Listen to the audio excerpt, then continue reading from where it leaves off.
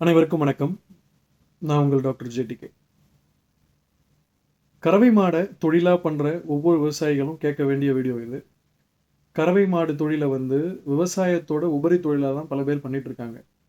ஆனா நாங்க இங்க துவாரா டைரியில 2 மாடு வச்சிருக்கிற ஒரு சிறு குறு விவசாயிய ஒரு 20 மாடு வச்சிருக்கிற பண்ணையாளரா மாத்தணும் அப்படின்றது தான் எங்களுடைய முக்கியமான எண்ணம், நோக்கம்.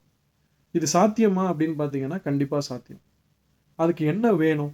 1, அந்த கறவை மாடு வளர்க்கும் விவசாயி அந்த தொழில் தொடங்கும்போது 2 விஷயம் முக்கியமா பார்க்கணும்.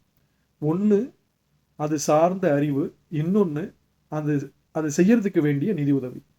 துவாரா டைரியில இது 2யுமே தரோம். ஒரு சைடுல உங்களுக்கு மாடு அந்த பண்ணையை அபிவிருத்தி பண்ணணும், 2 மாடை 20 மாடா மாற்றணும் அப்படின்றதுக்கான நிதியுதவி தரோம். இன்னொன்று, அந்த நிதியுதவி தந்தது மட்டும் இல்லாமல் அந்த மாடு, கறவை மாடு சரியான முறையில் பராமரிக்கப்படுதா?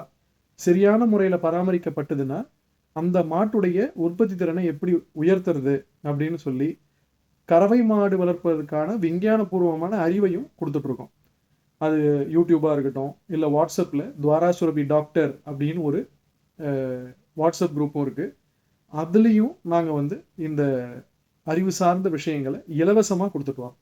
2, 3வது, எந்த ஒரு தொழில் செஞ்சாலுமே அந்த தொழிலுக்கு முக்கியமான ஒரு விஷயம் என்ன அப்படின்னு பார்த்தீங்கன்னா காப்பீடு. இன்னைக்கு ஒரு ஊர்லேருந்து இன்னொரு ஊருக்கு போகிறோம் அப்படின்னு ட்ரெயின் டிக்கெட்டோ இல்லை பஸ் டிக்கெட்டோ புக் பண்ணால் கூட அந்த டிக்கெட்டில் கூட இன்சூரன்ஸ் இருக்குது. நம்ம போகக்கூடிய வாகனங்களுக்கு இன்சூரன்ஸ் இருக்குது. நம்ம வளர்க்கக்கூடிய கறவை மாடுகளை நம்ம தொழிலாக செய்கிறோம். ஏன்னா கறவை மாடு தொழில் அப்படின்றது தினசரி வருமானம்.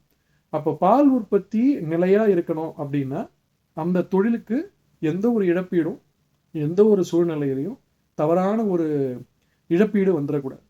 அது வந்துருதுனாலும் அதை தடுக்கிறதுக்கு நம்ம என்ன பண்ணணும் அப்படின்னா அதற்கான காப்பீடை செஞ்சு வச்சுக்கணும். அதனால தான் சொல்கிறேன், கறவை மாடுகளுக்கு இந்த 3வது விஷயமா காப்பீடையும் செய்கிறோம். கறவை மாடுகளுக்கு காப்பீடு செய்வோம், இழப்பீடை தவிர்ப்போம். சிந்திப்போம், செயல்படுவோம். நன்றி, வணக்கம்.